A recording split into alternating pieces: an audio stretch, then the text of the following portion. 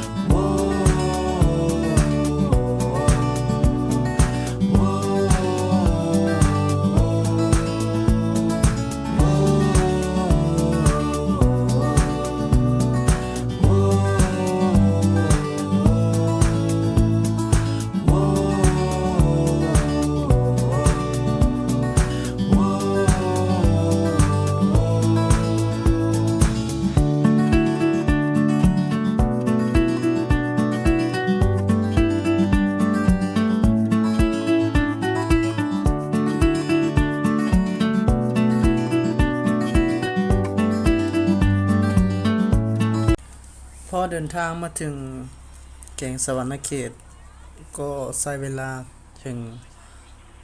5-6 ชั่วโมงกว่าจะถึงแขวงสะหวรรณเขตพอมาถึงแขวงสะหวรรณเขตต่อมาอีกวันหนึ่งก็มีคุณลุงเดินทางมาจากประเทศเกาหลีเป็นแขกของคุณพ่อได้มาเยี่ยมชมที่หมู่บ้านของเราที่แขวงสะหวรรณเขตคุณพี่ยุกจองมันได้ออกไปรับที่สนามบินพวกเราก็เลยทำอาหารรอรับแขกวันนี้เมนูของพวกเราจะทำก็คือหมูย่าง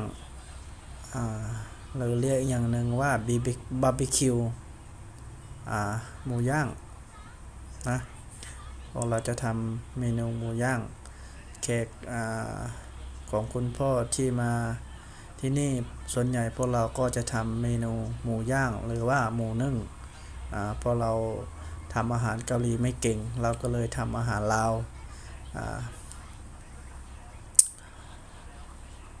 วันนี้แขกมาแค่ท่านหนึ่งมาเยี่ยมยามแล้วก็มีคุณลุงที่เคยอยู่ที่สะหวรรณเขตนี้แล้วก็มาดินหาพวกเราด้วยพวกเราก็จัดอาหารเมนูหมูย่างนอกจากหมูย่างแล้วพวกเรา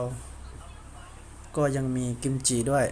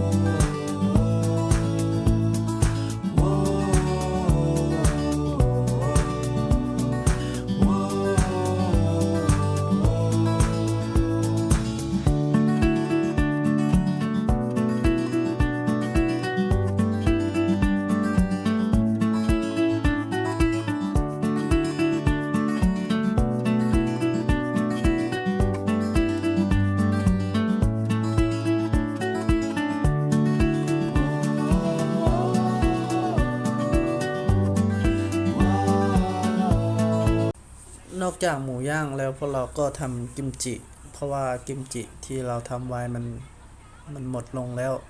พวกเราก็เลยทำใหม่ขึ้นมาเพราะว่า พวกเราต้องทำกิมจิไว้รอคุณพ่อด้วยคุณพ่อบอกว่าอีก 5-6 วันคุณพ่อจะกลับมาจากการท่องเที่ยวของคุณพ่อวันนี้ภรรยาของผมก็เลยลงมือทำกิมจิด้วยตัวเอง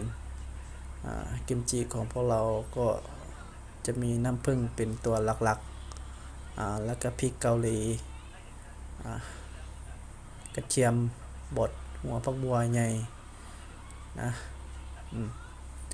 เมนูหลักๆของพวกเราก็คือน้ำผึ้งและน้ำปลาผมก็เลยเก็บบรรยากาศการทำกิมจิมาฝากทุกท่านได้รับชมกัน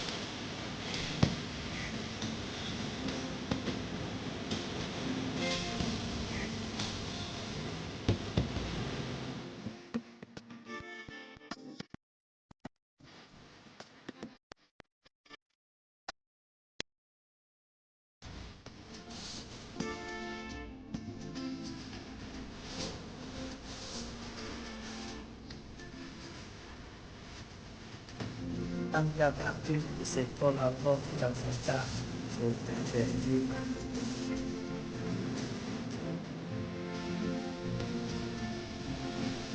นะพวกเราก็จะจัดใส่จานอ่าเพราะว่ากิมจิวันนี้เป็นกิมจิสลัดทำแล้วกินได้เลยนะทำเร็วกินเร็วว่างั้นท้ายนี้ผมก็ขอขอบคุณมายังทุกท่านที่กดรับชมช่องของฮึงบูกดติดตามผมขอขอบคุณคุณลุงคุณป้าที่น่ารักทุกท่านนะที่อุปการะและกดรับชมคลิปของฮึงบูแม้ว่าฮึงบูจะพูดภาษาเกาหลีไม่เก่งแต่ทุกท่านก็ยังอุตส่าห์รับชมคลิปจนจบผมขอขอบคุณจริงๆผมจะพยายามเรียนภาษาเกาหลีให้ได้แต่ว่าต้องใช้เวลานานหน่อยผมก็เลยใช้แอปเป็นตัวแปรไปก่อนท้ายนี้ผมขอขอบคุณทุกท่านจริงๆขอบคุณจากใจวันนี้คลิปของเราก็จบลงแค่นี้นะบ๊ายบายอันยองฮิคาซิโอ